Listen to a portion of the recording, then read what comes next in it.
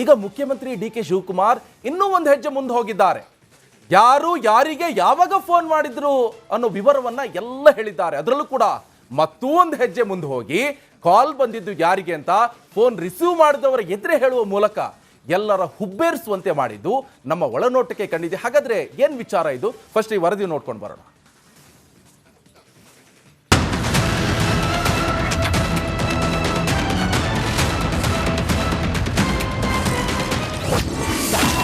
ಶಾಸಕರಿಗೆ ರೆಸಾರ್ಟ್ ಅಲ್ಲೇ ಕೊಟ್ರು ಸಿಎಂ ಶಾಕ್. ಸಿಎಂ ಬಾಯಲ್ಲಿ ಕಾಲ್ ಡೀಟೇಲ್ಸ್ ಕೇಳಿ ಅವಾಕ್. ವಿಧಾನ ಪರಿಷತ್ ಎಲೆಕ್ಷನ್ ಬಂದಿದ್ದು ಯಾರನ್ನ ನಂಬೋದು ಯಾರನ್ನ ಬಿಡೋದು ಅಂತ ಗೊತ್ತಾಗದ ಹಾಗಾಗಿದೆ ಕಾಂಗ್ರೆಸ್ ನಾಯಕರಿಗೆ. ಇದೇ ಕಾರಣಕ್ಕೆ ಬಿಡದಿಯ ಖಾಸಗಿ ರೆಸಾರ್ಟ್ಗೆ ಎಂಎಲ್ಎಗಳನ್ನೆಲ್ಲ ಕರೆದುಕೊಂಡು ಹೋಗಿದ್ದು ಆಗಿದೆ. ಆದ್ರೆ ಅಲ್ಲಿ ರೆಸಾರ್ಟ್ ಒಳಗೆ ಏನಾಗ್ತಿದೆ ಅಂತ ಗೊತ್ತಾಗ್ಬೇಕಲ್ಲ. ಅದೇನು ಅಂತ ತಿಳ್ಕೊಳ್ಳೋಕೆ ಅಂತಾನೆ ನಮ್ಮ ಗುಸುಗುಸು ಗೋವಿಂದಣ್ಣನು ರೆಸಾರ್ಟ್ಗೆ ಸೈಲೆಂಟ್ ಆಗಿ ಎಂಟ್ರಿ ಕೊಟ್ಟಿದ್ದಾರೆ.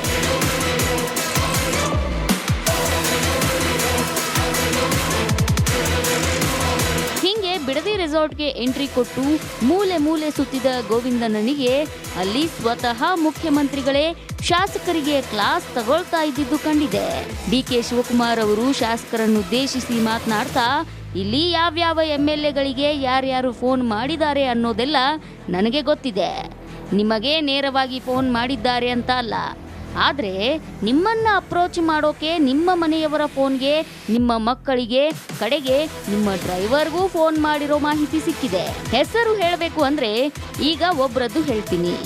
ಮೊಳಕಾಲ್ಮೂರು ಶಾಸಕ ಎನ್.ವೈ. ಗೋಪಾಲಕೃಷ್ಣ ಅವರಿಗೆ ಜೆಡಿಎಸ್ ನಾಯಕರೇ ಫೋನ್ ಮಾಡಿದ್ದಾರೆ ಅಂತ ಸಿಎಂ ನೇರ ಹೇಳಿದ್ದಾರಂತೆ.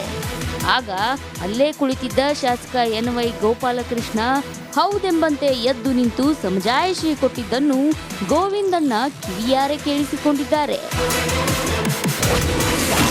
ನಂಗೆ ಫೋನ್ ಬಂದಿದ್ದು ನಿಜ ಎಂದ ಗೋಪಾಲಕೃಷ್ಣ. ಆದ್ರೆ ಮಾತಾಡಿಲ್ಲ, ಬ್ಲಾಕ್ ಮಾಡದೆ ನನ್ನ ನಂಬಿ ಕೃಷ್ಣ. ಗೋವಿಂದಣ್ಣ ಕಣ್ಣಾರೆ ಕಂಡ ದೃಶ್ಯ ಏನಪ್ಪಾ ಅಂದ್ರೆ, ಸಿಎಂ ಸಾಹೇಬರ ಮಾತು ಕೇಳಿ ಎದ್ದು ನಿಂತಂತ ಎನ್.ವೈ. ಗೋಪಾಲಕೃಷ್ಣ, ನಂಗೆ ಜೆಡಿಎಸ್ ಕಡೆಯವರಿಂದ ಫೋನ್ ಬಂದಿದ್ದು ನಿಜ, ಆದ್ರೆ ನಾನೇನೂ ಮಾತಾಡಿಲ್ಲ. ಅವರು ಪರಿಷತ್ ಎಲೆಕ್ಷನ್ ವಿಷಯ ಪ್ರಸ್ತಾಪ ಮಾಡ್ತಿದ್ದ ಹಾಗೆ ನಾನು ಆ ನಂಬರ್ ಬ್ಲಾಕ್ ಮಾಡಿ ಬಿಸಾಕಿದ್ದೇನೆ ಅಂತ ಹೇಳಿದ್ರಂತೆ. ಕಾಂಗ್ರೆಸ್ ಶಾಸಕಾಂಗ ಪಕ್ಷದ ಸಭೆಯಲ್ಲೇ ಸಿಎಂ ಹಾಗೂ ಗೋಪಾಲಕೃಷ್ಣ ನಡುವೆ ಈ ಮಾತುಕತೆ ನಡೆದಿದ್ದು ನೋಡಿದ ಕೆಲ ಶಾಸಕರು ಇನ್ನೂ ಸಿಎಂ ಜೇಬಲ್ಲಿ ಯಾರ್ಯಾರ ಕಾಲ್ ಡೀಟೇಲ್ಸ್ ಇದೆಯೋ ಏನೋ ಅಂತ ಗುಸುಗುಸು ಮಾತಾಡಿಕೊಂಡಿದ್ದು ಗೋವಿಂದಣ್ಣನ ಕಿವಿಗೆ ಬಿದ್ದಿದೆ. ಅಷ್ಟೇ ಅಲ್ಲ, ತಮ್ಮ ಫೋನ್ ತೆಗೆದು ಅದರಲ್ಲಿ ಕಾಲ್ ಲಾಗ್ಗೆ ಹೋಗಿ ಫೋನ್ ಬಂದಿದ್ದು ಹೋಗಿದ್ದು ಎಲ್ಲಾ ಡೀಟೇಲ್ಸ್ ಕ್ಲಿಯರ್ ಮಾಡಿದ ಕೆಲ ಶಾಸಕರು ನಮ್ದೇನು ಗೊತ್ತಾಗಲ್ಲ ಅಂತ ಒಳಗೆ ಖುಷಿಪಟ್ಟಿದ್ದು ಒಳನೋಟ ಕಂಡ ರಾಜಕೀಯ ಕೆಣಕು ನೋಟ. ರಿಪಬ್ಲಿಕ್ ಕನ್ನಡ, ಬೆಂಗಳೂರು. ವೀಕ್ಷಕರೇ, ಫೋನ್ ಬಂತು ಅಂದ್ರು ಗೋಪಾಲ್ ಕೃಷ್ಣ ಯಾವ ಕಾರಣಕ್ಕೆ ನಿನ್ನೆ CLP ಮೀಟಿಂಗ್ ಅನ್ನ ಮಾಡಿದ್ರು. ಆ ಸಂದರ್ಭದಲ್ಲಿ ಎಲ್ಲವೂ ಕೂಡ ಬಟಾ ಬಯಲಾಗ್ಬಿಡ್ತು. ಸಿಎಂ ನೇರವಾಗಿ ಹೇಳಿಯೇ ಬಿಟ್ರು. ಗೋಪಾಲ್ ಕೃಷ್ಣ ಅವರಿಗೆ ಫೋನ್ ಮಾಡಿದ್ ಯಾರಣ್ಣ? ಹಾಗಾದ್ರೆ ಯಾರು ಮಾಡ್ತಾರೆ? ಫೋನ್ ಬಂದಿದ್ದು ನಿಜ ಅಂದ್ರು ಗೋಪಾಲ್ ಕೃಷ್ಣ ಅವರು. ಎದುರಿಗೆ ಹೇಳ್ಬಿಟ್ರು. ಸಿಎಂ ಆ ಸಂದರ್ಭದಲ್ಲಿ ಹೇಳಿದ್ರು, ಹೌದು ಫೋನ್ ಬಂತು ಅಂತ ಹೇಳಿದ್ರು. ಆದ್ರೆ ಇನ್ನೊಂದು, ಮಂತ್ರಿ ಮಾಡದಿದ್ರೆ ಹುಷಾರ್ ಅಂದಿದ್ದಕ್ಕೆ ಇದೇ ಕಾರಣ. ನಾನು 7 ಸತಿ ವಿನ್ ಆಗಿದ್ದೀನಿ, 7 ಬಾರಿ ವಿನ್ ಆಗಿ ಬಂದಿದ್ದೀನಿ, ನನಗೆ ಈ ಸಲ ಮಂತ್ರಿ ಸ್ಥಾನ ಸಿಗಲೇಬೇಕು ಅಂತ ಇದೇ ಗೋಪಾಲ್ ಕೃಷ್ಣ ಅವರು ಹೇಳಿದ್ರು ಮೊನ್ನೆ ಮೀಡಿಯಾದಿದ್ರೆ. ಸೊ ಈಗ ಫೋನ್ ಡೀಟೇಲ್ಸ್ ಬಯಲಾಗಲು ಸಿಎಂ ಕಾರಣನ? ಹಾಗಾದ್ರೆ ಹೌದು, ನಿನ್ನೆ CLP ಮೀಟಿಂಗ್ ನಲ್ಲಿ ನೇರವಾಗಿ ಹೇಳ್ಬಿಟ್ರು. ಸಿಎಂ ಮಾತಿಗೆ ಗೋಪಾಲ್ ಕೃಷ್ಣ ಅವರು ಕೂಡ ಕೊಟ್ಟರು ಸ್ಪಷ್ಟೀಕರಣ. ಅವ್ರು ಏನ್ ಹೇಳಿದ್ರು? ಫೋನ್ ನಂಬರ್ ಬ್ಲಾಕ್ ಮಾಡಿ ಮೆರೆದ್ರಂತೆ ಜಾಣತನ ಅವರು. ಫೋನ್ ಬಂತು, ಹೌದು ಸರ್, ಆದ್ರೆ ಈ ವಿಚಾರ ಗೊತ್ತಾದ ಕೂಡ ನಾನು ಬ್ಲಾಕ್ ಮಾಡಿಬಿಟ್ಟೆ ಅಂತ BC ಪಾಟೀಲ್ರ ನೆನಪಿಸಿದ್ದಾರೆ ಈ ಫೋನ್ ಪ್ರಕರಣ. ಯಾಕಂತ ಹೇಳಿದ್ರೆ BC ಪಾಟೀಲ್ರು 2018ರಲ್ಲೂ ಕೂಡ ಇದನ್ನೇ ಹೇಳಿದ್ರು, ಅವರಿಗೂ ಫೋನ್ ಬಂದಿತ್ತಂತ. ಆ ಪ್ರಕರಣ ಈಗ ನೆನಪಿಸುವಂತದ್ದು. ಸೊ ಎಲ್ಲವೂ ಕೂಡ ನಿನ್ನೆ ನಡೆದಿರುವಂತಹ ಒಂದು ಈ CLP ಮೀಟಿಂಗ್ ನಲ್ಲಿ ನಡೆದಿರುವಂತಹ ದೃಶ್ಯಗಳು. ಸೊ ಈ ಬಗ್ಗೆ ಮಾಹಿತಿ ಕೊಡ್ತಾರೆ ನನ್ನ ಕಲೀಗ್ ವೀರೇಂದ್ರ ಉಪ್ಪುಂದ ನೇರ ಸಂಪರ್ಕದಲ್ಲಿ ಜಾಯ್ನ್ ಆಗಿದ್ದಾರೆ. ವೀರೇಂದ್ರ, ಈಗ ಒಂದು ಪಕ್ಷ, ನಾವೆಲ್ಲರೂ ಕೂಡ ಒಗ್ಗಟ್ಟು, ಒಂದೇ ಪಕ್ಷ, ಏನೇ ಇದ್ರೂ ಕೂಡ ವರಿಷ್ಠರು ಹೇಳ್ದಾಗ ಕೇಳಬೇಕು, ಇವೆಲ್ಲ ಇದ್ರೂ ಕೂಡ ಈ ಫೋನ್ ಕಾಲಿಗೆ ಇಷ್ಟೊಂದು ಭಯ ಯಾಕೆ? ಅದರಲ್ಲಿ ಕೂಡ 2018 ಕೂಡ ಈಗ ಜ್ಞಾಪಕ ಬರ್ತಾ ಇದೆ. ನಾವು ಹಿಂದಿಂದ ನೆನ್ಪು ಮಾಡ್ಕೊಳ್ಬೇಕಂತ ಹೇಳಿದ್ರೆ ಓಟು ಜಾಸ್ತಿ ಇರಬೇಕಾದ್ರೂ ಕೂಡ ಸ್ವತಂತ್ರ ಅಭ್ಯರ್ಥಿ ಕೂಡ ಇದ್ದಾರೆ. ಆ ರೀತಿ ಏನಾದರೂ ಆಗತ್ತಾ, ಏನ್ ಕತೆ ಅಂತ? ಎಸ್ ನಿಕೇಶ್, ಓಟು ಹೆಚ್ಚಿದ್ದು ಅಧಿಕೃತ ಅಭ್ಯರ್ಥಿಯ ಸೋತ ಉದಾಹರಣೆ ಇದೆ, ಅದಕ್ಕೆ ಬರ್ತೀನಿ. ಅದಕ್ಕೂ ಮೊದಲು ಈ ಫೋನ್ ಈಗ ಕಾಲ್ ಇದೆಯಲ್ಲ, ಕಾಲಿಂದ ಕಂಗಾಲಾಗಿರೋ ಕೇಸು ನೋಡಿ. ನೀವು ಹೇಳ್ತಾ ಇದ್ರಿ 2018ರದ್ದು BC ಪಾಟೀಲ್ರ ಕತೆ ಹೇಳ್ತಾ ಇದ್ರಿ ನೋಡಿ. ಅವಾಗ ಏನಾಗಿದ್ದು, ಬರೀ ಫೋನ್ ಕಾಲ್ ಬಂದಿದ್ದು ಅಷ್ಟೇ ಅಲ್ಲ. 2018ರಲ್ಲಿ ಅತಂತ್ರ ವಿಧಾನಸಭೆ ನಿರ್ಮಾಣ ಆದಾಗ JDS ಕಾಂಗ್ರೆಸ್ಸು ಒಟ್ಟಾಗಿ ಸರ್ಕಾರ ಮಾಡಬೇಕು ಅಂತ ಹೊರಟ್ರಲ್ಲ, BC ಪಾಟೀಲ್ರಿಗೆ, ಅವರು ಕಾಂಗ್ರೆಸ್ MLA, ಅವ್ರಿಗೆ ಫೋನ್ ಕಾಲ್ ಬರುತ್ತೆ. ಅವ್ರಿಗೆ ಫೋನ್ ಕಾಲ್ ಮಾಡಿ ಅದನ್ನು ಆಡಿಯೋ ರೆಕಾರ್ಡ್ ಮಾಡ್ಕೋತಾರೆ BC ಪಾಟೀಲ್ರು. ರೆಕಾರ್ಡ್ ಮಾಡ್ಕೊಂಡು ಅದನ್ನು ಮೀಡಿಯಾ ಎದುರುಗಡೆ ಪ್ಲೇ ಮಾಡ್ತಾರೆ. ನಂಗೆ ಫೋನ್ ಕಾಲ್ ಬಂದಿದೆ ನೋಡಿ, ನನ್ನ ಮಂತ್ರಿ ಮಾಡ್ತೀವಿ ಅಂತ ಇದ್ದಾರೆ, ಆಮಿಷ ಹೊಡ್ತಾ ಇದ್ದಾರೆ ಅಂತೇಳಿ. ಸೊ ಅಲ್ಲಿ ಕಟ್ ಮಾಡಿದ್ರೆ ಕೆಲವು ವರ್ಷ ಕಳೆಯುತ್ತೆ, BC ಪಾಟೀಲ್ರು ಬರ್ತಾರೆ BJPಗೆ, ಆಪ್ರೇಷನ್ ಕಮಲ ಆಗ್ತಾರೆ. ಆಪ್ರೇಷನ್ ಕಮಲದ ಭಾಗವಾಗಿ BJPಗೆ ಬಂದು ಮಂತ್ರಿನೂ ಆಗ್ಬಿಡ್ತಾರೆ ಅಂತ. ಪಾಪ ಈಗ ಗೋಪಾಲಕೃಷ್ಣ ಅವ್ರು ಏನು ಮಾಡ್ತಾರೋ ಗೊತ್ತಿಲ್ಲ. ಅವರು ಎದ್ದು ನಿಂತ್ಕೊಂಡು ಅಲ್ಲಿ ರೆಸಾರ್ಟ್ ಒಳಗಡೆ, ಈಗ ನಮ್ಮ ಗೋವಿಂದಣ್ಣ ಅಲ್ಲಿ ಹೋಗಿ ರೆಸಾರ್ಟಿನ ಗೋಡೆಗಳಿಗೆಲ್ಲ ಕಿವಿ ಹಚ್ಚಿ ಬಂದಿದ್ದ. ಆ ಕಿವಿಯಲ್ಲಿ ಕೇಳಿಸಿರೋದೇನಪ್ಪ ಅಂದರೆ, ಅಲ್ಲಿ ನಿಂತ್ಕೊಂಡು ಹೇಳಿದ್ರಂತೆ, ಇಲ್ಲ ಇಲ್ಲ ಇಲ್ಲ, ನಾನು ಫೋನ್ ಬಂದ ಕೂಡಲೇ ವಿಧಾನ ಪರಿಷತ್ತು ಕ್ರಾಸ್ ವೋಟಿಂಗು ಅಂತಿದ್ದಂಗೆ ಆ ನಂಬರ್ ಬ್ಲಾಕ್ ಮಾಡಿಬಿಟ್ಟಿದ್ದೀನಿ ಅಂತ ಹೇಳಿದರು ಅಂತ. ಬಹುಶಃ ಈಗ ಅವರು ಎದ್ದು ನಿಂತ್ಕೊಂಡು ಇಲ್ಲ ನಾನೇನು ಕ್ರಾಸ್ ಔಟ್ ಮಾಡೋನಲ್ಲ ಅಂಥೇಳಿ ಅಲ್ಲಿ ಯಾವಾಗ ಮುಖ್ಯಮಂತ್ರಿಗಳೇ ಪ್ರಸ್ತಾವ ಮಾಡಿದಾಗ ಹೇಳಿದ್ದಾರೆ. ಈಗ ನಾಳೆ ಇನ್ನೇನು ನಾಳೆ ಇಷ್ಟೊತ್ತಿಗಾಗಲೇ ವೋಟಿಂಗ್ ಆಗಿರುತ್ತೆ ಆಲ್ಮೋಸ್ಟ್. ಸೊ ಆ ವೋಟಿಂಗಲ್ಲಿ ಏನು ಮಾಡ್ತಾರೆ ಅನ್ನೋದು ನಾಳೆ ಗೊತ್ತಾಗುತ್ತೆ. ಆದರೆ ಈಗಂತೂ ಅವರು ಮೊದಲೇ ಎದ್ದು ನಿಂತು ಯಾವಾಗ CM ಪ್ರಸ್ತಾವ ಮಾಡಿದಾಗ ಹೇಳೋ ಮೂಲಕ ಒಂದು ಆ್ಯಂಟಿಸಿಪೇಟರಿ ಬೇಲ್ ತೆಗೆದಿಟ್ಕೊಂಡಿದ್ದಾರೆ. ಇನ್ನೂ ಬಹುಶಃ ಗೋಪಾಲಕೃಷ್ಣ ಅವ್ರಿಗೆ ಫೋನ್ ಕಾಲ್ ಬರ್ತಿದ್ದಂಗೆ ಇನ್ನೇನೇನು ಮಾಡ್ಬೋದೋ ಮಾಡುವಂಥ ಪ್ರಯತ್ನಗಳು ರೆಸಾರ್ಟ್ ಒಳಗೆ, ಅದಕ್ಕೆ ಅಲ್ವ ಇಟ್ಕೊಂಡಿರೋದು ಅವ್ರನ್ನ, ರೆಸಾರ್ಟ್ ಒಳಗೆ ಕೂಡ ಹಾಕ್ಕೊಂಡಿರುವಂಥ ಉದ್ದೇಶವೇ ಈ ರೀತಿಯ ಫೋನ್ ಕಾಲ್ಗಳು ಬರಬಾರ್ದು. ಈಗ ಮತ್ತೊಂದು ಕೇಸ್ ಆಗಿತ್ತು, ನನಗೆ ಚೆನ್ನಾಗಿ ನೆನಪಿದೆ. ಕಾಗವಾಡ MLA ಶ್ರೀಮಂತ್ ಪಾಟೀಲ್ ಅಂತ, ಇದು ಅದೇ ಟೈಮಲ್ಲೇ ಆಗಿದ್ದು. ಈ BC ಪಾಟೀಲ್ರ ಕೇಸ್ ಆಯ್ತಲ್ಲ, ಅದಾದ ನಂತರ ಯಾವಾಗ ಎಲ್ಲ ಆಪರೇಷನ್ ಕಮಲದ ಭಾಗವಾಗಿ ಹೋದ್ರಲ್ಲ BJPಗೆ, ಸಂಜೆ ಇಲ್ಲೇ ಬೆಂಗಳೂರಲ್ಲಿ ರಾತ್ರಿವರೆಗೂ ಇದ್ದರು. ಬೆಳಗ್ಗೆ ಎದ್ದು ನೋಡಿದ್ರೆ ಪೇಪರ್ ತೆಗೆದು ನೋಡ್ತೀವಿ ನಾವು, ಪೇಪರ್ ತೆಗೆದು ನೋಡಿದ್ರೆ ಏನು, ಇಡೀ ರಾಜ್ಯ ಬೆಚ್ಚಿ ಬೀಳುವಂಥ ಫೋಟೋ. ಮುಂಬೈಯಲ್ಲಿ ICU ಮಲ್ಕೊಂಬಿಟ್ಟಿದ್ದಾರೆ. ಈ ECG ಮಾಡ್ಬೇಕಾದ್ರೆ ಚುಚ್ತಾರಲ್ಲ ಎದೆಗೆಲ್ಲ ಹಾಕಿರ್ತಾರಲ್ಲ, ಅಂಥದ್ದೆಲ್ಲ ಹಾಕ್ಬಿಟ್ಟಿದ್ದಾರೆ ಮಿಷಿನ್ಸು. ಅವರು ಫುಲ್ ಸೀರಿಯಸ್ ಅನ್ನುವಂಥದ್ದು. ಆ ರೀತಿಯ ಚಿತ್ರಣ ಬಂದ್ಬಿಟ್ಟಿತ್ತು ಅಂತ. ಅಂದರೆ ಹಿಂದಿನ ದಿನ ರಾತ್ರಿ ರೆಸಾರ್ಟಲ್ಲಿ, ಬೆಳಗ್ಗೆ ನೋಡಿದ್ರೆ ಮುಂಬೈ ಹಾಸ್ಪಿಟ್ಲಲ್ಲಿ. ಈ ರೀತಿಯ ಆದಂಥ ಪ್ರಕರಣಗಳು ಕೂಡ ನಮ್ಮ ರಾಜ್ಯದ ರಾಜಕಾರಣದಲ್ಲೇ ನಡೆದಿದೆ. ಮತ್ತು ನೀವು ಹೇಳ್ತಾ ಇದ್ರಿ ಅಧಿಕೃತ ಅಭ್ಯರ್ಥಿಯೇ ಸೋತ ಉದಾಹರಣೆ, ಅದಕ್ಕೂ ಉದಾಹರಣೆ ಇದೆ. 2012ರಲ್ಲಿ ನಿಕೇಶ್ ನೋಡಿ, ಇಕ್ಬಾಲ್ ಅಹಮದ್ ಸರಡಗಿ ಅಂತೇಳಿ, ಅವರು ಕಾಂಗ್ರೆಸ್ ಪಕ್ಷದ ಅಧಿಕೃತ ಅಭ್ಯರ್ಥಿ. ಈಗ ಬೈರ್ತಿ ಸುರೇಶ್ ಇದ್ದಾರಲ್ಲ, ಈಗ ಮಿನಿಸ್ಟರ್ ಆಗಿದ್ದಾರಲ್ಲ, ಸಾರಿಗೆ ಸಚಿವರು, ಅವರು ಬಂಡಾಯ ಕಾಂಗ್ರೆಸ್ ಅಭ್ಯರ್ಥಿ. ಅಂದರೆ ಬಂಡಾಯ ಇದ್ದು ಟಿಕೆಟ್ ಸಿಗಲಿಲ್ಲ ಅಂತಲಿ ಪಕ್ಷೇತರವಾಗಿ ಅವ್ರು ಸ್ಪರ್ಧೆ ಮಾಡಿರ್ತಾರೆ. ನೀವು ವಿಚಿತ್ರ ಅನ್ಸ್ಬೋದು, ಬೈರ್ತಿ ಸುರೇಶ್ ಗೆಲ್ತಾರೆ, ಅಧಿಕೃತ ಅಭ್ಯರ್ಥಿ ಇಕ್ಬಾಲ್ ಅಹಮದ್ ಸರಡಗಿ ಅವ್ರು ಸೋಲ್ತಾರೆ. ಈ ರೀತಿಯಾದಂಥ ಘಟನೆಗಳು ನಮ್ಮ ರಾಜ್ಯದ ಇತಿಹಾಸದಲ್ಲಿ ನಡೆದಿದೆ ಅಂತೇಳಿ ಈಗ ಬರ್ತಾ ಇರೋ ಮೂಲಗಳ ಮಾಹಿತಿಯ ಪ್ರಕಾರ ಕ್ರಾಸ್ ವೋಟಿಂಗ್ ಅಂತೂ ಬಹುಶಃ ಆಗಲೇಬೇಕಾಗುತ್ತೆ. ಯಾರು ಗೆಲ್ಲಬೇಕಿದ್ರು, ಅವ್ರು ಗೆಲ್ಲಬೇಕಿದ್ರು, ಇವ್ರು ಗೆಲ್ಲಬೇಕಿದ್ರು, ಅಟ್ಲೀಸ್ಟ್ ಒಂದಾದರೂ ಆಗಲೇಬೇಕು ಕ್ರಾಸ್ ವೋಟಿಂಗ್. ಆದರೆ ಯಾರು ಮಾಡಿಸ್ತಾರೆ, ಯಾರ ಓಟು ಯಾರಿಗೆ ಹೋಗುತ್ತೆ, ಅದು ಕುತೂಹಲ. ನಿಕೇಶ್, ವೀರೇಂದ್ರ, ಈಗ ಈ ಮೂಲಗಳಿಂದ ಬಂದಂತ ಮಾಹಿತಿ ಅಂತ ಹೇಳ್ತೀರಿ, ನಿಮ್ ಗೋವಿಂದಣ್ಣ ಏನ್ ಹೇಳ್ತಾರೆ? ಈ ಕಾಲ್ ಮಾಡ್ತಾ ಇರುವಂತ ಉದ್ದೇಶ ಏನು? ಈ ಕಾಲ್ ಮಾಡಿದ್ರೆ ಈ ಕ್ರಾಸ್ ವೋಟಿಂಗ್ ಆಗತ್ತಾ, ಅನ್ಸುತ್ತಾ, ಏನ್ ಕತೆ? ಅದೇ ಹೇಳ್ತಿದ್ನಲ್ಲ, ಕ್ರಾಸ್ ವೋಟಿಂಗ್ ಆಗ್ಲೇಬೇಕು. ಕ್ರಾಸ್ ವೋಟಿಂಗ್ ಅನ್ನೋದು ಈಗ ಅನಿವಾರ್ಯ ಆಗ್ಬಿಟ್ಟಿದೆ. ಯಾಕೆ ಹೇಳ್ತೀನಿ ಕೇಳಿ. ಈಗ ಕಾಂಗ್ರೆಸ್ಗೂ ಕೂಡ ಅವರು ರಿಸ್ಕ್ ತಗೊಳ್ಳೋ ಪೊಸಿಷನ್ ಇರಲ್ಲ. ಅದರಲ್ಲೂ DK ಶಿವಕುಮಾರ್ ಅವರು ಪ್ರತಿಷ್ಠೆಯ ಪ್ರಶ್ನೆಯಾಗಿ ತೆಗೆದುಕೊಂಡು ಈಗ ವಿನಯ್ ಕಾರ್ತಿಕ್ ಅವ್ರನ್ನ ಕಣಕ್ಕಿಳಿಸಿದ್ದಾರೆ. ವಿನಯ್ ಕಾರ್ತಿಕ್ ಅವರ ಐಡೆಂಟಿಟಿ ಏನು? DK ಶಿವಕುಮಾರ್, DK ಸುರೇಶ್ ಅವ್ರ ಕ್ಯಾಂಡಿಡೇಟ್ ಅನ್ನೋದೇ ಅವರ ಮೇನ್ ಐಡೆಂಟಿಟಿ. ಅವ್ರು ಬೇರೆ ಏನೇ ಆಗಿರ್ಬೋದು, ಅವರು KPCCಯ ಖಜಾಂಚಿ ಆಗಿದ್ದಾರೆ, ಕಾಂಗ್ರೆಸ್ ಕಾರ್ಯಕರ್ತ ಅಂತ ಹೇಳ್ಕೊತಾರೆ, ಯೂತ್ ಕಾಂಗ್ರೆಸ್ಸಲ್ಲಿ ಇದ್ದೆ ಅಂತ ಹೇಳ್ಕೊತಾರೆ. ಅದೇನೇ ಇದ್ದರೂ ಹೊರನೋಟಕ್ಕೆ ಮೇಲ್ನೋಟಕ್ಕೆ DK ಶಿವಕುಮಾರ್ ಅವರ ಕ್ಯಾಂಡಿಡೇಟ್, DK ಸುರೇಶ್ ಅವರ ಆಪ್ತ. ಹೀಗಿರುವಾಗ, ಅದನ್ನು ಪ್ರೆಸ್ಟೀಜ್ ಇಶ್ಯೂ ಮಾಡ್ಕೊಂಡಿರುವಾಗ ಅವ್ರ ಪ್ರಯತ್ನ ಮಾಡ್ತಿರ್ತಾರೆ. ಈ ಕಡೆ ಈಗ ನಾವು ಈ ಸ್ಟೋರಿಯಲ್ಲಿ ಹೇಳಿದ್ವಲ್ಲ, 18 ಓಟು ಯಾರ ಹತ್ರ, JDS ಹತ್ರ ಇರೋದು. ಅಂದರೆ 18 ಶಾಸಕರಿದ್ದಾರೆ, ಅದರಲ್ಲೂ GD ದೇವೇಗೌಡರು ಆ ಕಡೆ ನೋಡ್ತಿದ್ದಾರೆ. ಇರಲಿ, ಅವ್ರೇನು ಮಾಡ್ತಾರೆ ನೋಡೋಣ. ಹಿಂಗಿರುವಾಗ ಕುಮಾರಸ್ವಾಮಿ ಅವರು ಕ್ಯಾಂಡಿಡೇಟ್ ಹಾಕಿದ್ದಾರೆ ಅಂದರೆ ಅದು ನೆಕ್ಸ್ಟ್ ಸ್ಟೋರಿ ಬರುತ್ತೆ, ಅದು ನಾವು ಡೀಟೇಲಾಗಿ ಡಿಸ್ಕಷನ್ ಮಾಡೋಣ. ಸೊ ಕ್ರಾಸ್ ವೋಟಿಂಗ್ ಅನ್ನೋದು ಎರಡೂ ಪಕ್ಷಗಳಿಗೂ ಅನಿವಾರ್ಯ ಇದೆ. ಆದರೆ ಯಾರು ಮಾಡಿಸ್ತಾರೆ ಅದನ್ನು, ಅಡ್ಡ ಮತದಾನವನ್ನು ಮಾಡಿಸೋರು ಯಾರು, ಅದಷ್ಟೇ ಕುತೂಹಲ ಉಳಿದಿರುವಂಥದ್ದು. ನಿಕೇಶ್, ಅಲ್ಲ, ಇಲ್ಲೀಗ ಫೋನ್ ಕಾಲ್ ಬಂತು, ಬ್ಲಾಕ್ ಮಾಡಿದ್ವಿ ಅಂತ ಹೇಳಿಬಿಟ್ರು. ಅಂಥದ್ದು ಎಷ್ಟು ಕಾಲ್ ಬಂದಿರ್ಬೋದು? ಸರಿಸುಮಾರು 40 ಕಾಲ್ ಬಂದಿದೆ ಅಂತ ಹೇಳ್ತಾ ಇದ್ದಾರೆ. ಅಲ್ಲ, ಅದು ಲೆಕ್ಕ ಸಿಗದೆ ಇರುವಂಥದ್ದು. ಯಾಕಂದರೆ ಎಷ್ಟು ಜನಕ್ಕೆ ಕಾಲ್ ಹೋಗಿದೆ, ಎಷ್ಟು ಕಾಲ್ ಹೋಗಿದೆ, ಒಬ್ಬರು ಫೋನ್ ಎತ್ತ ತನಕನೂ ಮಾಡ್ತಾ ಇರ್ತಾರೆ. ಮತ್ತೆ CM ಮತ್ತೊಂದು ಮಾಹಿತಿ ಕೊಟ್ಟಿದ್ರಲ್ಲಿ, ಗೋವಿಂದಣ್ಣ ಗೋಡೆ ಕಿವಿ ಹಚ್ಚಿದ್ರಲ್ಲ, ಆ ಕಿವಿಯಲ್ಲಿ ಮತ್ತೊಂದು ಮಾಹಿತಿ ಬಂದಿರೋದು ಏನಂದರೆ, ಬರೀ MLAಗಳಿಗೆ ಅಷ್ಟೇ ಫೋನ್ ಹೋಗಿರೋದಲ್ಲ ನಿಕೇಶ್, ಅವ್ರ ಮನೆಯವರಿಗೆ, ಅವ್ರ ಮಕ್ಕಳಿಗೆ, ಅವ್ರ ಡ್ರೈವರ್ಗೂ ಬಿಟ್ಟಿಲ್ಲ. ಅವರಿಗೆ ಒಂಚೂರು ಕೊಡಪ್ಪ ಅಣ್ಣಂಗೆ ಅನ್ನೋದು ಫೋನ್ ಮಾಡಿಬಿಟ್ಟು, ಅಂದರೆ ಅವ್ರ ಮೂಲಕ ಅಪ್ರೋಚ್ ಮಾಡುವಂಥ ಪ್ರಯತ್ನವೂ ನಡೆದಿದೆ ಅಂತೇಳಿ. ಸೊ ನೀವು ಲೆಕ್ಕ ಹಾಕಿ, ಒಬ್ಬೊಬ್ರಿಗೆ ಎಷ್ಟೆಷ್ಟು ಕಾಲ್ ಹೋಗಿರ್ಬೋದು, ಎಷ್ಟು ಜನಕ್ಕೆ ಫೋನ್ ಹೋಗಿರ್ಬೋದು. ಪ್ರಯತ್ನ ನಿರಂತರ. ಅದಕ್ಕೆ ಈಗ ಈ ಪ್ರಯತ್ನಗಳೆಲ್ಲ ಜಾಸ್ತಿ ಆಗ್ತಿದೆ ಅಲ್ಲಿ ಗೊತ್ತಾಗಿಯೇ ರೆಸಾರ್ಟಿಗೆ ಹೋಗಿರೋದು. ಈಗ ಇವರು ಕೂಡ ದೇವನಹಳ್ಳಿ ಕರ್ಕೊಂಡು ಹೋಗ್ತಾ ಇದ್ದಾರೆ. ಈಗ JDS ಅವರು ಕೂಡ ತಮ್ಮ ಶಾಸಕರನ್ನ ಭದ್ರ ಮಾಡ್ಕೊಳ್ಳಿಕ್ಕೆ ದೇವನಹಳ್ಳಿ ರೆಸಾರ್ಟ್ ಕಡೆ ಹೊರಟಿದ್ದಾರೆ ಅಂತ ಹೇಳಿ. ಸೊ ಹೀಗಾಗಿ ಫೋನ್ ಕಾಲ್ಗಳು ನಡೀತಾನೆ ಇದೆ, ಈಗಲೂ ಬರ್ತಾ ಇದೆ. ಬಹುಶಃ ಆ ಕಡೆಯೂ ಹೋಗ್ತಾ ಇದೆ, ಈ ಕಡೆಯೂ ಹೋಗ್ತಾ ಇದೆ. ನಾವು ಮೊದಲನೇ ದಿನವೇ ಒಂದು ಸ್ಟೋರಿ ಕೊಟ್ಟಿದ್ವಿ.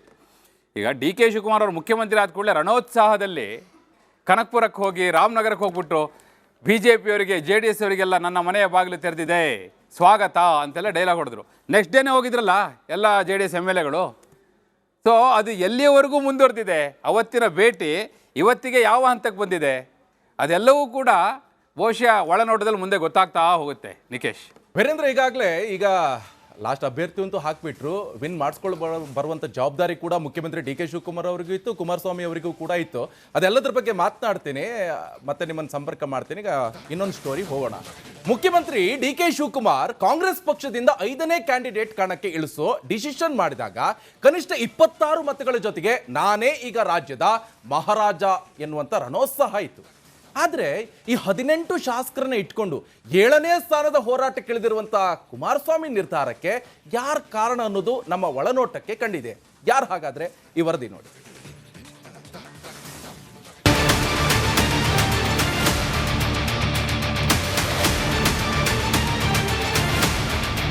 ನಾಳೆ ಬೆಳಗ್ಗೆ ಎದ್ರೆ ಪರಿಷತ್ ಎಲೆಕ್ಷನ್ನು. ಹಿಂಗಿರುವಾಗ ಇವತ್ತು ಕುಮಾರಸ್ವಾಮಿ ಇದ್ದಕ್ಕಿದ್ದ ಹಾಗೆ ಮಾತಾಡಿ, ನಮ್ಮದು ಸಣ್ಣ ಪಕ್ಷ, ಏನೋ ಎಲ್ಲ ಶಾಸಕರು ಒಗ್ಗಟ್ಟಾಗಿ ಇರಲಿ ಅಂತ ನಮ್ಮ ಕ್ಯಾಂಡಿಡೇಟ್ನ ಕಣಕ್ಕೆ ಇಳಿಸಿದ್ದೀವಿ. ನಮ್ಮ ಹತ್ರ ಮ್ಯಾನ್ ಪವರ್, ಮನಿ ಪವರ್ ಯಾವುದೂ ಇಲ್ಲ. ನಾವು ಕಾಂಗ್ರೆಸ್ ಶಾಸಕರನ್ನ ಸೆಳೆಯೋಕೆ ಹೇಗೆ ಸಾಧ್ಯ ಅಂತೆಲ್ಲ ಕೇಳಿದ್ದಾರೆ. ಅರೆರೆ, ಮೊನ್ನೆ ನೋಡಿದ್ರೆ ಸೆಳೆಯೋಕೆ ನಾನೇನು ಮ್ಯಾಗ್ನೆಟ್ಟಾ ಅಂತ ಕೇಳಿದ್ರು ಕುಮಾರಸ್ವಾಮಿ. ಇವತ್ತು ನೋಡಿದ್ರೆ ನಮ್ಮದು ಸಣ್ಣ ಪಕ್ಷ ಅಂತಿದಾರಲ್ಲ. ಸಣ್ಣ ಪಕ್ಷ ಅನ್ನೋದಾದ್ರೆ ಎಷ್ಟು ದೊಡ್ಡ ರಿಸ್ಕು ಕುಮಾರಣ್ಣ ಯಾಕೆ ತಗೊಂಡ್ರು ಅಂತ ಚೆಕ್ ಮಾಡೋಕ್ಕೆ ಹೋಗಿದ್ದು ನಮ್ಮ ಗೋವಿಂದಣ್ಣ.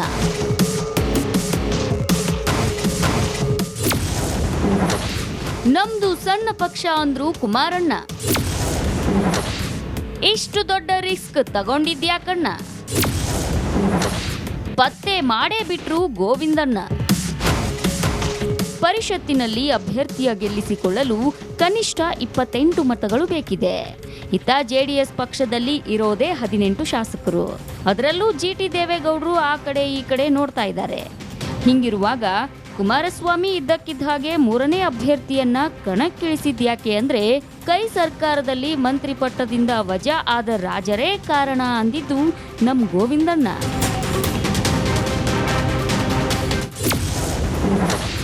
JDS ಅಭ್ಯರ್ಥಿ ಕಣಕ್ಕಿಳಿಯಲು ಯಾರು ಕಾರಣ? ಪಟ್ಟದಿಂದ ವಜಾ ಆದ ರಾಜಕಾರಣ ಅಂದ್ರು ಗೋವಿಂದಣ್ಣ. ಇನ್ಫ್ಯಾಕ್ಟ್ ಕುಮಾರಸ್ವಾಮಿಯವರಿಗೆ ಸಾಧ್ಯವಾದ್ರೆ ದೇವೇಗೌಡರನ್ನ ಹೇಗಾದ್ರೂ ಮಾಡಿ ಮತ್ತೊಮ್ಮೆ ರಾಜ್ಯಸಭೆಗೆ ಕಳಿಸ್ಬೇಕು ಅಂತ ಇದ್ದಿದ್ದು ನಿಜವಂತೆ. ಆದರೆ ಬರೀ 18 ಶಾಸಕರನ್ನಿಟ್ಕೊಂಡು ಹೆಣಗಾಡೋದು ಹೇಗೆ ಅಂತ ಯೋಚನೆ ಮಾಡುವಾಗಲೇ ಎಂಟ್ರಿ ಕೊಟ್ಟವರು ಕೈ ಸರ್ಕಾರದಲ್ಲಿ ವಜಾ ಆಗೋ ಮೂಲಕ ಮಂತ್ರಿ ಪಟ್ಟ ಕಳೆದುಕೊಂಡ ರಾಜಾದಿರಾಜ. ಅಷ್ಟು ಹೊತ್ತಿಗೆ CM ಬದಲಾವಣೆಯಾಗಿ ಮಂತ್ರಿ ಪಟ್ಟಕ್ಕಾಗಿ ಮುನಿಸಿಕೊಂಡವರ ದೊಡ್ಡ ದಂಡೆ ಎದ್ದು ನಿಂತಿದ್ದು ಆ ಮಾಜಿ ರಾಜರ ಕಣ್ಣಿಗೆ ಬಿದ್ದಿದ್ದು ನಮ್ಮ ಒಳನೋಟಕ್ಕೂ ಕಂಡಿತ್ತು. ಹಿಂಗೆ ಮುನಿಸಿಕೊಂಡಿರೋ ಶಾಸಕರೇ ನನ್ನ ಬಂಡವಾಳ ಕುಮಾರಣ್ಣ ಅಂತ ಬಂದವರು ಕ್ಯಾಮ್ರಾ ಮುಂದೆ ಹೇಳಿಕೆ ಕೊಡೋ ವಿಷಯದಲ್ಲಿ ರಾಜರ ಅಣ್ಣ ಅನಿಸಿಕೊಂಡಿರೋ ರಾಂಗ್ ಅಣ್ಣ. ಆಗಾಗ ರಾಂಗ್ ಆಗೋರು ಅವತ್ತು ರೈಟ್ ಟೈಮಿಗೆ ಹೋಗಿ ಹೆಂಗೋ ಮಾಡಿ ಕುಮಾರಸ್ವಾಮಿ ಮನವೊಲಿಸಿದ್ರು. ಕಡೆಗೆ ಹಂಗೂ ಹಿಂಗೂ ಮಾಡಿ ಅಭ್ಯರ್ಥಿಯನ್ನೂ ಹಾಕಿಸಿದ್ರು ಅನ್ನೋ ಕತೆ ಬಿಡದಿ ರೆಸಾರ್ಟ್ನಲ್ಲೂ ಚರ್ಚೆ ಆಗಿದೆ. ಹಂಗೆಲ್ಲ ಡಿಸ್ಕಷನ್ ಆಗಿದ್ದು ಅಲ್ಲಿನ ಗೋಡೆಗಳಿಗೆ ನಮ್ಮ ಗೋವಿಂದನ್ನ ಮೊದಲೇ ಸಿಕ್ಕಿಸಿ ಬಂದಿದ್ದ ಕಿವಿಗಳಿಗೆ ಕೇಳಿಸಿದೆ. ವಿಷಯ ಏನಪ್ಪಾ ಅಂದ್ರೆ ಕಳೆದ 3 ವರ್ಷದಿಂದ ಮಂತ್ರಿ ಪಟ್ಟ ಸಿಗದೆ ಬೇಸತ್ತವರು ಈಗ ಮತ್ತೆ ಸಚಿವ ಸ್ಥಾನ ಸಿಗದೆ ಬೇಸರಗೊಂಡವರು ಮುಂದೆ ಸಿಗೋ ಚಾನ್ಸ್ ಇಲ್ಲ ಅಂತ ತಿಳಿದು ಕೋಪಿಸಿಕೊಂಡವರನ್ನೆಲ್ಲ ಸಚಿವ ಸ್ಥಾನದಿಂದ ವಜಾ ಆದ ಗಿರಿರಾಜರು ಒಂದು ರೌಂಡ್ ಮಾತಾಡ್ಸಿದಾರಂತೆ. ಆಗ ಕೆಲವರು ನೋಡೋಣ ಮಾಡೋಣ ಅಂತೆಲ್ಲ ಹೇಳಿದ್ರು ಅಂತ ಪಟ್ಟದಿಂದ ವಜಾ ಆದ ರಾಜರ ರಾಜ ಹೇಳಿದ ಮಾತು ಕೇಳಿ ಕ್ಯಾಂಡಿಡೇಟ್ ಹಾಕಿದ್ದಾರೆ ಕುಮಾರಣ್ಣ.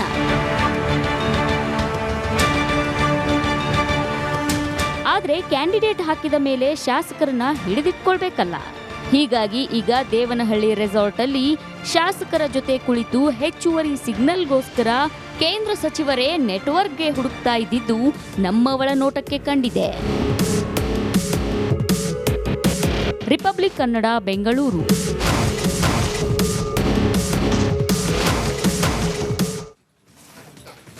ನೋಡಿ, ರಾಜಕಾರಣಿಗಳ ಪರಿಸ್ಥಿತಿ ಯಾವ ರೀತಿ ಆಗಿದೆ ಅಂತ ಹೇಳಿದ್ರೆ ಎಲೆಕ್ಷನ್ ಬಂದಂತ ಸಂದರ್ಭದಲ್ಲಿ ಏನೋ ಒಂದು ಭರವಸೆ ಕೊಡ್ತಾರೆ, ಜನರು ಕೂಡ ನಂಬಿಕೆ ಬಿಟ್ಬಿಟ್ರು. ಈಗ ರಾಜಕಾರಣಿಗಳು ಅವ್ರನ್ನವರೇ ನಂಬ್ತಾ ಇಲ್ಲ. ಈ ಕಾರಣಕ್ಕೇನೆ ಇದೆಲ್ಲ ನಡೀತಾ ಇರುವಂತದ್ದು. ನಿನ್ನ ಓಟು ನನ್ನದು, ನನ್ನ ಓಟು ನಿನ್ನದು. ಏನ್ ಕತೆ ಇದು? ಈಗಾಗಲೇ ಡಿಸೈಡ್ ಆಗಿ ಹೋಗಿದೆ ಯಾರ್ಯಾರಿಗೆ ಓಟ್ ಹಾಕಬೇಕು. ಸೊ ಆದ್ರೂ ನಂಬಿಕೆ ಇಲ್ಲ ಇವರಿಗೆ ಇದ್ರ ಬಗ್ಗೆ. ಅವರಿಗೆ ಅವ್ರ ಬಗ್ಗೆನೇ ನಂಬಿಕೆ ಈಗ ಕಳ್ಕೊಂಡ್ಬಿಟ್ಟಿದ್ದಾರೆ. ಸೊ ಈಗ ಪಕ್ಷದ ಬಗ್ಗೆ ತೃಪ್ತಿ ಇಲ್ಲ ಕೆಲವರಿಗೆ, ಅಧಿಕಾರ ವಂಚಿತರಿಗೆ. ಈಗಾಗಲೇ ಮಂತ್ರಿ ಸ್ಥಾನ ಸಿಗೋದು ಅದು ಇದು ಅಂತೆಲ್ಲ ನಂಬ್ಕೊಂಡು ಕೂತ್ಕೊಂಡಿದ್ರು. ಅಂಥವ್ರಿಗೆ ಏನಾಯ್ತು, ಈಗ ನಂಬಿಕೆನೆ ಕಳ್ಕೊಂಡ್ಬಿಟ್ರು ಪಕ್ಷದ್ದು. ಸೊ ಈಗ ಆ ನಂಬಿಕೆಯೇ 3ನೇ ಅಭ್ಯರ್ಥಿ ಕಣಕ್ಕೆ ಇಳಿಯೋಕ್ಕೆ ಪ್ರಮುಖವಾದಂಥ ಕಾರಣ. ಇದೇ ಮೂಲ ಕಾರಣ ರೆಸಾರ್ಟ್ ರಾಜಕಾರಣಕ್ಕೆ. ಇಲ್ಲಾಂದ್ರೆ ಈ ರೆಸಾರ್ಟ್ ರಾಜಕಾರಣ ಎಲ್ಲ ಇರ್ತಾ ಇಲ್ಲ ಆಯಿತು. ಇವ್ರು ವಿನ್ನಾಗಿ ಹೋಗ್ತಾ ಇದ್ರು ಎಲ್ಲರೂ ಕೂಡ. ಸೊ ಈಗ ಸ್ವತಃ ಸಿಎಂ ಫೋನ್ ಕರೆಗಳ ಬೆನ್ ಬಿದ್ದಿರೋದು ಯಾಕೆ ಹಾಗಾದ್ರೆ? ಇದೇ ಕಾರಣಕ್ಕೆ. ಉಭಯ ಬಣಗಳ ಅತೃಪ್ತರೇ ಕಾರಣ ಕದನಕ್ಕೆ, ಬಹಳ ಕುತೂಹಲಕ್ಕೆ. ಹಾಗಾದ್ರೆ ಅತೃಪ್ತ ನಾಯಕರಂತ ಇದ್ರಲ್ಲ ಒಂದಿಷ್ಟು ಜನ, ಎನಿ ಟೈಮ್ ಕ್ಯಾಮ್ರಾ ಮುಂದೆ ಬಂದು ಒಂದೊಂದು ಸ್ಟೇಟ್ಮೆಂಟ್ಗಳನ್ನ ಕೊಡ್ತಾ ಇರ್ತಾರೆ. ಪಕ್ಷ ಹೈಕಮಾಂಡು ಅದು ಇದು ಯಾವುದು ಕೂಡ ಲೆಕ್ಕಕ್ಕಿಲ್ಲ, ತಾನು ಹೇಳಿದ್ದೇ ಆಗಬೇಕು. ನನಗೇನು ಅತೃಪ್ತಿ ಇದೆ ಅದನ್ನ ಕ್ಯಾಮ್ರಾ ಮುಂದೆ ತೋರಿಸ್ಕೊಳ್ತಾ ಇದ್ದಾರೆ ಒಂದಿಷ್ಟು ಜನ. ಸೊ ಅಂಥವರು ಈ ಉಭಯ ಬಣ ಇದ್ದಾರಲ್ಲ, ಆ ಅತೃಪ್ತರೇ ಈ ರೆಸಾರ್ಟ್ ರಾಜಕಾರಣಕ್ಕೆ ಕಾರಣ ಆಗಿರುವಂಥದ್ದು. ಅದಕ್ಕೆ ಕುಮಾರಣ್ಣ ಏನು ಮಾಡಿದ್ರು, ನಂದು ಒಂದು ಇರಲಿ ಅಂತ ಹೇಳಿ ಒಬ್ಬರನ್ನ ಹಾಕ್ಬಿಟ್ರು. ಈ ಬಗ್ಗೆ ಮಾಹಿತಿಯನ್ನ ಕೊಡ್ತಾರೆ ನನ್ನ ಕಲೀಗ್ ವೀರೇಂದ್ರ ಉಪ್ಪುಂದ. ವೀರೇಂದ್ರ, ಏನ್ ಕತೆ ಅಂತ ಹೇಳಿದ್ರೆ, ಈ ಮಹಾಭಾರತದಲ್ಲಿ ಒಂದು ಮಾತಿದೆ, ಸೋಲು ಗೆಲು ಕಾಮನ್ನು, ಬಟ್ ಪ್ರಯತ್ನ ಪಡಬೇಕು ಅಂತ. ಕುಮಾರಸ್ವಾಮಿಯವರು ನಿಜವಾಗ್ಲೂ ಪ್ರಯತ್ನ ಪಡ್ತಾ ಇದ್ರಾ, ಅಥವಾ ಇಂತಹದ್ದೇ ಒಂದು ಅತೃಪ್ತ ಶಾಸಕರೆಲ್ಲ ಇದ್ರಲ್ಲ ಅವ್ರ ನಂಬಿ ಕಣಕ್ಕೆ ಇಳಿಸಿದ್ರಾ ಅಂತ? ಇನ್ಫ್ಯಾಕ್ಟ್ ಹೇಳ್ಬೇಕಂದ್ರೆ ಆಕ್ಚುಲಿ ಕುಮಾರಸ್ವಾಮಿ ಅವ್ರು ನೋಡಿ, ಅವ್ರದ್ದು ಎಷ್ಟು ಜನ ಇದ್ದಾರೆ MLAಗಳು? ಒಟ್ಟು 18 ಜನ. ಹೌದಾ? ನಂಬರ್ಸು ಕ್ಲಿಯರ್ ಇದೆ. ಅದರಲ್ಲೂ GT ದೇವೇಗೌಡರ ಕತೆ ಗೊತ್ತು ನಿಮಗೆ ಹೆಂಗಿದೆ ಅಂತಲಿ. ಮೊನ್ನೆ ಚಾಮುಂಡೇಶ್ವರದಲ್ಲಿ ಇವ್ರದೇ JDS ಸಮಾವೇಶ ಆದಾಗಲೂ ಅವ್ರು ಬಂದಿಲ್ಲ. ಏನೀಗ ನಾಳೆ ಅವರು ಓಟ್ ಹಾಕ್ತಾರೆ ಅಂತಾನೆ ಅನ್ಕೊಳ್ಳೋಣ. ಆಯ್ತು, 18 ಅಂತಾನೆ ಲೆಕ್ಕಕ್ಕೆ ಇಟ್ಕೊಳ್ಳೋಣ. ಈಗ ನಾವೀಗ ಫಾರ್ ಡಿಸ್ಕಷನ್ 18 ಮತ್ತೆ BJPದು ಅವ್ರು ಎಕ್ಸ್ಟ್ರಾ ಓಟ್ ಹಾಕ್ಸ್ಕೊಳ್ಳಲ್ಲ, 6 ಓಟು ಇವ್ರಿಗೆ ಬಿಟ್ಕೊಡ್ತಾರೆ ಅಂತ ಅನ್ಕೊಳ್ಳೋಣ. 18 6 ಎಷ್ಟಾಯ್ತು? 24. ಇನ್ನೂ ಎಷ್ಟು ಬೇಕು ಅಲ್ಲಿಗೆ? ನಾವು ಜಸ್ಟ್ ಎಕ್ಸ್ಟ್ರಾ ಅಲ್ಲ, 28 ಓಟ್ ಅಂತ ಲೆಕ್ಕ ಹಾಕೊಂಡ್ರು ಇನ್ನೂ 4 ಓಟ್ ಬೇಕು ಅವರಿಗೆ. ಹೌದು, ಆಯ್ತಪ್ಪ. ಯತ್ನಾಳ್ ಅವ್ರ ಬದಲು JDS ಒಂದು ರೌಂಡ್ ಹೋಗಿ ಬಂದಿದ್ರು, ಕುಮಾರಸ್ವಾಮಿ ಅವ್ರ ಜೊತೆ ಚೆನ್ನಾಗಿದ್ದಾರೆ, ಯತ್ನಾಳ್ ಅವ್ರದ್ದು ಒಂದು ಓಟ್ ಬೀಳುತ್ತೆ ಅಂತ ಅನ್ಕೊಳ್ಳೋಣ. ಎಷ್ಟಾಯ್ತು ಅಲ್ಲಿಗೆ? 25 ಆಯಿತು. ಇನ್ನೂ 3 ಓಟ್ ಬೇಕು. ಹಿಂಗಿರುವ ಕುಮಾರಸ್ವಾಮಿ ಅವ್ರು ಹೆಂಗೆ ಇದಕ್ಕೆ ಕೈ ಹಾಕಕ್ಕೆ ಸಾಧ್ಯ? ಯಾರ್ದಾದ್ರೂ ಒಂದು ಸಪೋರ್ಟ್ ಇರಲೇಬೇಕಲ್ಲ, ಎಲ್ಲೋ ಒಂದು ಇಂಡಿಕೇಶನ್ ಬಂದಿರಬೇಕಲ್ಲ. ಅದೇ ನಾವು ಹೇಳಿದ್ದು. ಈಗ ಅಲ್ಲಿ 2 ಅರ್ಥ ಇದೆ. ಈಗ ನಾವು ಅಲ್ಲಿ ಕೋಟ್ ಹಾಕಿದ್ದೀವಿ, ಅದಕ್ಕೆ ಏನಂತ, ಮಂತ್ರಿ ಪಟ್ಟದಿಂದ ವಜಾ ಆದ ರಾಜಕಾರಣ. ಎಸ್. ಸೊ 2 ಅರ್ಥ ಇದೆ ಅದಕ್ಕೆ. ರಾಜಕಾರಣ ಅನ್ನೋದು ಇದೆ ಅದಕ್ಕೆ, ಅಂದರೆ ಪಾಲಿಟಿಕ್ಸ್ ಇದೆ ಇದರಲ್ಲೊಂದು ಅಂತೇಳಿ. ಸೊ ಕಾಂಗ್ರೆಸ್ನ ಆಂತರಿಕ ರಾಜಕಾರಣವೂ ಇಲ್ಲಿ ಕೆಲಸ ಮಾಡ್ತಾ ಇದೆ ಅನ್ನೋದು ಕಾಂಗ್ರೆಸ್ ಕಾರಿಡಾರ್ನ ಮೂಲಗಳಿಂದಲೇ ಬಂದಿರುವಂಥ ಮಾಹಿತಿ ನಮಗೆ. ಅಲ್ಲಿಗ ಭಾಳ ಚರ್ಚೆ ಆಗ್ತಾ ಇದೆ, ಏನಾಗುತ್ತೆ ಅಂತಲಿ. ಇಲ್ಲಿ ಅಂದರೆ ನೀವು ಹೇಳ್ದಂಗೆ ಯಾಕೆ ರೆಸಾರ್ಟಿಗೆ ಹೋಗಿ ಕೂತ್ಕೋತಾರೆ, ಅವಿರೋಧ ಆಗ್ಬಿಡೋದಪ್ಪ. ಈಗ ಮುಖ್ಯಮಂತ್ರಿಗಳೇನಾದರೂ ಬೇಡಪ್ಪ ಈ ತಲೆನೋವು ಅದೇನಾದರೂ ಆಗಲಿ, ಒಂದು ಸ್ವಲ್ಪ ಚೂರು ಮಾಡ್ಕೊಂಡು ಹೆಂಗೋ ಅವಿರೋಧ ಆಗ್ಬಿಡ್ಲಿ ಅಂತಲಿ ಯೋಚನೆ ಮಾಡಿಬಿಟ್ಟಿದ್ರೆ ಇವತ್ತು ರೆಸಾರ್ಟ್ ಪಾಲಿಟಿಕ್ಸು ಆಗ್ತಿರಲಿಲ್ಲ, ಈ ಕ್ರಾಸ್ ವೋಟಿಂಗ್ ಯಾರು ಮಾಡ್ತಾರೆ ಅನ್ನೋ ಕುತೂಹಲವೂ ಇರ್ತಿರಲಿಲ್ಲ, ಏನೂ ಇರ್ತಿರಲಿಲ್ಲ. ಈಗ ರಾಜ್ಯಸಭೆದಾಯ್ತಲ್ಲ, ಹಾಗೆ ಇದು ಅವಿರೋಧ ಆಗೋಗ್ಬಿಟ್ಟಿರೋದು. ಅದು ಆಗಿಲ್ಲ. ಯಾಕಂದರೆ ಇದೇ ಕಾರಣಕ್ಕೆ. ಇಲ್ಲಾಂದರೆ 18 ಶಾಸಕರನ್ನ ಇಟ್ಕೊಂಡು 28 ಓಟ್ ಬೇಕಿರೋ ಪರಿಷತ್ ಚುನಾವಣೆಗೆ ಕ್ಯಾಂಡಿಡೇಟ್ ಆಗ್ತಾರೆ ಅಂದರೆ ಹಿಂದ್ಗಡೆ ಯಾವುದೇ ರಾಜಕಾರಣ ಇಲ್ಲ ಅಂತ ಹೇಳೋಕ್ಕಾಗತ್ತಾ? ಅದೇ ಈಗ ಚರ್ಚೆ ಆಗ್ತಾ ಇರೋದು. ಅದಕ್ಕೆ ಕುತೂಹಲ ಇರೋದು, ಏನಾಗುತ್ತೆ, ಯಾರು ಹೆಚ್ಚಿಗೆ ಮಾಡಿಸ್ತಾರೆ ಅಂತ ಈಗ ಕುತೂಹಲ ಇರೋದು. ಕ್ರಾಸ್ ವೋಟಿಂಗ್ ಆಗುತ್ತಾ ಇಲ್ವಾ ಅದಲ್ಲ ಕುತೂಹಲ. ಕ್ರಾಸ್ ವೋಟಿಂಗ್ ಯಾರು ಮಾಡಿಸ್ತಾರೆ, ಯಾರು ಹೆಚ್ಚಿಗೆ ಮಾಡಿಸ್ತಾರೆ, ಆ ಕಡೆಯೂ ಆಗ್ಬೋದು ಈ ಕಡೆಯೂ ಆಗ್ಬೋದು. ಹೆಚ್ಚಿಗೆ ಮಾಡಿದವ್ರು ಗೆಲ್ಬೋದು. ಆ ಲೆಕ್ಕಾಚಾರಕ್ಕೆ ಬಂದು ನಿಂತುಬಿಟ್ಟಿದೆ. ಆಗಲೇ ನಾನು ಹೇಳ್ತಾ ಇದ್ದೆ ನಿಮಗೆ, ಈಗ ಇದನ್ನು ಲೀಡ್ ಕೊಟ್ಟಿದ್ದೆ ಅದೇ ಕಾರಣಕ್ಕಾಗಿ. ಈ ಸ್ಟೋರಿ ಲೀಡ್ ಕೊಟ್ಟನಲ್ಲ, ಹಿಂದೆ ಆ ರೀತಿಯ ಹಲವಾರು ಉದಾಹರಣೆಗಳು ಕಣ್ಣೆದುರುಗಡೆ ಇರುವಾಗ ಕುಮಾರಸ್ವಾಮಿಯವರು ಯಾರು ತಮ್ಮ ವಿರೋಧಿ ಪಕ್ಷದಲ್ಲಿದ್ದಾರೋ ಅವ್ರು ಯಾರಾದರೂ ಒಬ್ಬರು ಒಂದು ಕಮಿಟ್ಮೆಂಟ್ ಆಗದೆ ಹೋದರೆ ಈ ಸಾಹಸಕ್ಕೆ ಒಂದು ರೀತಿದು ಬರೀ ಸಾಹಸ ಅಷ್ಟೇ ಅಲ್ಲ ನಿಕೇಶ್, ಇದೊಂಥರ ದುಸ್ಸಾಹಸ. ಆ ದುಸ್ಸಾಹಸಕ್ಕೆ ಕೈ ಹಾಕಲಿಕ್ಕೆ ಕಾರಣ ಅಲ್ಲಿದೆ ರಾಜಕಾರಣ ಅಂಥೇಳಿ JP ನಗರದ ಮೂಲಗಳ ಮಾಹಿತಿಯು ಕೂಡ ಅದೇ ರೂಪದಲ್ಲಿದೆ ಅಂಥೇಳಿ. ಹಾಗಾಗಿಯೇ ಬಹುಶಃ ನಾಳೆ ಇಷ್ಟೊತ್ತಿಗಾಗಲೇ ನೋಡಿ, ಮೊದಲನೇ ಪ್ರಾಶಸ್ತ್ಯದ ಮತದಲ್ಲೇ ಎಲ್ಲವೂ ಕೂಡ ಡಿಸೈಡ್ ಆಗೋದಾದರೆ, ಈ ಕ್ರಾಸ್ ವೋಟಿಂಗ್ಗಳಾಗಿ ಮೊದಲನೇ ಪ್ರಾಶಸ್ತ್ಯದ ಮತದಲ್ಲೇ ಡಿಸೈಡ್ ಆಗೋದಾದರೆ ಇಷ್ಟೊತ್ತಿಗಾಗಲೇ ನಮಗೆ ಪಿಕ್ಚರ್ ಸಿಕ್ಬಿಟ್ಟಿರುತ್ತೆ. ನೋಡೋಣ, ನಾವು ಅದನ್ನು ನಾಳೆ ಆ ಡೀಟೇಲ್ಸ್ನು ಕೂಡ ಕೊಡ್ತೀವಿ. ಆದರೆ ಎರಡೂ ಕಡೆಯೂ ಕ್ರಾಸ್ ವೋಟಿಂಗ್ಗೆ ಏನೆಲ್ಲ ಬೇಕು ತೆರೆಮರೆಯ ತಯಾರಿ ಭಾಳ ಜೋರಾಗಿ ನಡೆದಿದೆ ಅಂಥೇಳಿ ಎರಡೂ ಮೂಲಗಳು ಹೇಳ್ತಾ ಇವೆ. ನಿಕೇಶ್, ವೀರೇಂದ್ರ, ಈಗ ನೀವು ಹಿಂದಿನ ಒಂದು ಉದಾಹರಣೆ ಕೊಟ್ಟಿದ್ರಿ, ಈ ಕ್ರಾಸ್ ವೋಟಿಂಗ್ ಇಂದ ಈ ಅಧಿಕೃತ ಅಭ್ಯರ್ಥಿಯ ಸೋತ್ ಬಿಟ್ಟ ಅಂತ. ಈಗ ನಾಳೆ ಈ ಎಲೆಕ್ಷನ್ ಸಂದರ್ಭದಲ್ಲಿ ಅಂತ ಏನಾದರೂ ಸನ್ನಿವೇಶ ಇದೆಯಾ? ಆದ್ರೂ ಆಗ್ಬಹುದು. ಯಾಕೆ ಗೊತ್ತಾ, ಈಗ ನಾನು ಹೇಳಿದ್ನಲ್ಲ, DK ಶಿವಕುಮಾರ್ ಅವರಿಗೆ ವಿನಯ್ ಕಾರ್ತಿಕ್ ಈಗ ಪ್ರತಿಷ್ಠೆಯ ಪ್ರಶ್ನೆ. ಹೌದಾ? ಅದು ಮುಖ್ಯಮಂತ್ರಿ ಆಗಿದ್ಕೊಂಡು ಇವರಿಗೆ ಮುಖ್ಯಮಂತ್ರಿ ಆಗಿ ಮೊಟ್ಟ ಮೊದಲ ಚಾಲೆಂಜ್ ಇದು. ಹೌದು, ಮೊದಲ ಸವಾಲಿದು. ಹೀಗಿರುವಾಗ ಅವರದನ್ನ ಸೋಲಿಕ್ಕೆ ಇಷ್ಟಪಡಲ್ಲ. ವಿನಯ್ ಕಾರ್ತಿಕ್ ಗೆಲುವನ್ನು ಮೊದಲು ಖಾತ್ರಿ ಮಾಡ್ಕೋತಾರೆ. ಆ ಖಾತ್ರಿ ಮಾಡಿಕೊಳ್ಳುವ ಉತ್ಸಾಹದಲ್ಲಿ ಈ ಕಡೆ ಅಧಿಕೃತ ಅಭ್ಯರ್ಥಿಗಳಿಗೆ ಏನು ಓಟನ್ನು ಈಗ ಇಂಥವ್ರಿಗೆ ಈಗ ನಾವು ಹಾಕಿದ್ದೀವಲ್ಲ, ಈಗ ಯಾರ ಓಟು ಯಾರಿಗೆ ಅಂತ ಹೇಳಿ ಈಗ ಡಿಸೈಡ್ ಮಾಡಿಬಿಟ್ಟಿದ್ರಲ್ಲ ರೆಸಾರ್ಟಲ್ಲಿ ಕೂತ್ಕೊಂಡು, ಇಂಥವ್ರಿಗೆ ಓಟ್ ಹಾಕಬೇಕು, ಇವ್ರ ಓಟ್ ಇವರಿಗೆ, HC ಬಾಲಕೃಷ್ಣ ಓಟ್ ಯಾರಿಗೆ, ಇಕ್ಬಾಲ್ ಹುಸೇನ್ ಓಟ್ ಯಾರಿಗೆ, ಈ ರೀತಿಯೆಲ್ಲ ಫಿಕ್ಸ್ ಮಾಡಿಬಿಟ್ಟಿದ್ದಾರೆ. ಹಾಗೆ ಫಿಕ್ಸ್ ಮಾಡಿರುವಾಗ ಇಲ್ಲಿ ಯಾರೀಗ ನಾನು ಕ್ರಾಸ್ ವೋಟ್ ಮಾಡಬೇಕು ಅಂತ ತೀರ್ಮಾನ ಮಾಡ್ಕೊಂಡಿರ್ತಾನಲ್ಲ ಪುಣ್ಯಾತ್ಮ, ಎಲ್ಲ ವ್ಯವಸ್ಥೆ ಆಗಿರೋರು, ಅವ್ರು ಹೋಗಿ ನಾಳೆ ಕ್ರಾಸ್ ವೋಟಿಂಗ್ ಮಾಡೋದು. ಅವ್ರಿಗೆ ಯಾರು ಈಗ ಅಧಿಕೃತ ಅಭ್ಯರ್ಥಿನೇ ಅವ್ರಿಗೆ ಕೊಟ್ಟರು ಅಂದ್ಕೊಳ್ಳಿ, ಅವ್ರು ಹೋಗಿ ಕ್ರಾಸ್ ವೋಟ್ ಮಾಡೋರೆ. ಅವಾಗ ಸೋಲೋದು ಯಾರು? ಅಧಿಕೃತ ಅಭ್ಯರ್ಥಿಯೇ ಸೋಲೋದು. ಇದಾಗಿತ್ತಲ್ಲ, ನಾನು ಹೇಳಿದ್ನಲ್ಲ 2012ರಲ್ಲಿ ಇಕ್ಬಾಲ್ ಅಹಮದ್ ಸರಡಗಿ ಸೋತೆ ಬಿಟ್ಟರು. ಅವರಿಗೆ 1-2 ಓಟ್ ಅಲ್ಲ 7 ಓಟ್ 8 ಓಟ್ ಕಡಿಮೆ ಆಯಿತು. 1-2 ಓಟ್ ಅಲ್ಲ 8 ಓಟ್ ಕಡಿಮೆ ಆಯಿತು ಅವರಿಗೆ. ಅಂತ ಯಾರೋ ಒಬ್ಬರು ಕ್ರಾಸ್ ವೋಟ್ ಮಾಡಿದ್ರು, ಇಬ್ಬರು ಕ್ರಾಸ್ ವೋಟ್ ಮಾಡಿದ್ರು ಅಂತ ಅಲ್ಲ ನಿಕೇಶ್, 8 ಓಟ್ ಕ್ರಾಸ್ ವೋಟಿಂಗ್ ಆಗಿದೆ. ನೀವು ಯೋಚನೆ ಮಾಡಿ, 8 ಜನ ಕ್ರಾಸ್ ವೋಟ್ ಮಾಡಿದ್ರು ಅಂದರೆ. ಇಲ್ದಿದ್ರೆ ಬೈರತಿ ಸುರೇಶ್ ಅವತ್ತು ಗೆಲ್ತಾನೆ ಇರಲಿಲ್ಲ. ಅವತ್ತು ಗೆಲ್ಲದೆ ಹೋಗಿದ್ದಿದ್ರೆ ಇವತ್ತವ್ರು ಮಿನಿಸ್ಟ್ರಾಗಿ ಕೂತಿದ್ದಾರಲ್ಲ, ಇಷ್ಟು ರೆಲವೆನ್ಸ್ ಇರ್ತಾ ಇರಲಿಲ್ವೇನೋ ಅವರಿಗೆ ಅಂತ ಹೇಳಿ. ಹೀಗಿರುವಾಗ ನಾಳೆಯೂ ಕೂಡ ಅಂತಹ ಬೆಳವಣಿಗೆಗಳು ಆದರೂ ಅದರಲ್ಲಿ ಯಾವ ಆಶ್ಚರ್ಯವೂ ಇಲ್ಲ ಅಂತ ಹೇಳಿ. ಈಗ ಅಧಿಕೃತ ಅಭ್ಯರ್ಥಿ ಈಗ BJPಯಲ್ಲೂ ಇಬ್ಬರು ಇದ್ದಾರೆ, JDSನಿಂದ ಒಬ್ಬರನ್ನ ಹಾಕಿದ್ದಾರೆ, ಅದೇ ಹೆಚ್ಚುವರಿ ಅಭ್ಯರ್ಥಿ. ಈಗ ಕಾಂಗ್ರೆಸ್ಸಲ್ಲಿ 4 ಜನ ಅಧಿಕೃತ ಅಭ್ಯರ್ಥಿ ಇದ್ದಾರೆ, ಒಬ್ಬರು ಹೆಚ್ಚುವರಿ ಇದ್ದಾರೆ. ಈಗ ಸೋಲೋರು ಯಾರು? ಈಗ 7ನೇ ಪೊಸಿಷನಿಗೆ ಈಗ ಫೈಟ್ ನಡೀತಾ ಇರೋದಲ್ವಾ. 7ನೇ ಪೊಸಿಷನ್ಲಿರೋದು ಯಾರ್ದು? ಆ ಕಡೆ ವಿನಯ್ ಕಾರ್ತಿಕ್, ಈ ಕಡೆ ಗೋವಿಂದರಾಜು. ಇವರಿಬ್ಬರ ಭದ್ರತೆಗಾಗಿ ಆ ಕಡೆ ಇರೋರು ಯಾರೋ ಕೈ ಕೊಟ್ಬಿಟ್ರೆ, ಈಗ BJPಯವರು ಓಟನ್ನು ಕೂಡ ಅಲಾಟ್ ಮಾಡಿದ್ದಾರೆ. ಈಗ ಯಾರಿಗೆ? JDS ಅಭ್ಯರ್ಥಿಗೆ. ಅವ್ರು ಕರೆಕ್ಟಾಗಿ ಹಾಕ್ತಾರಾ? ಎಲ್ಲ ಪ್ರಶ್ನೆಗಳು ಇದೆ. ಈ ಹಿನ್ನೆಲೆಯಲ್ಲೇ ನಾಳೆಯ ಒಂದು ರೀತಿ ನಾವು ಕದನ ಕುತೂಹಲ ಅಂತ ಬಳಸಿದ ಪದ ಅದೇ ಕಾರಣಕ್ಕಾಗಿ ಅಂತ ಹೇಳಿ. ಯಾಕಂದರೆ ಮೂಲಗಳಿಂದ ಬರ್ತಾ ಇರುವ ಮಾಹಿತಿಯೂ ಕೂಡ ಅಷ್ಟೇ ಕುತೂಹಲಕಾರ ಆಗಿದೆ ನಿಕೇಶ್. ಓಕೆ ವೀರೇಂದ್ರ, ಇಷ್ಟು ಮಾತ್ರ ಅಲ್ಲ, ವಿಪ್ ಕೂಡ ಜಾರಿ ಮಾಡ್ತಾರೆ. ಸೊ ಇಷ್ಟೆಲ್ಲ ಹೇಳಿ ಮಾಡಿ ಆದ್ರ ಮೇಲೂ ಕೂಡ ವಿಪ್ ಕೂಡ ಜಾರಿ ಮಾಡ್ತಾರೆ. ಅದಾದ್ರ ಮೇಲೂ ಕೂಡ ಕ್ರಾಸ್ ಔಟ್ ಆಗುತ್ತೆ ಎನ್ನುವಂಥದ್ದು ಕೂಡ ಇಲ್ಲಿ ಸಂಶಯಕ್ಕೆ ಎಡೆ ಮಾಡಿ ಕೊಡ್ತಾ ಇರುವಂಥದ್ದು. ಎಸ್, ಇದಾಗಿತ್ತು ಇವತ್ತಿನ ಒಳನೋಟ ವಿಶೇಷ. ನೀವು ನೋಡ್ತಾ ಇರಿ ರಿಪಬ್ಲಿಕ್ ಕನ್ನಡ, ಇದು ನಿಮ್ಮ ಧ್ವನಿ.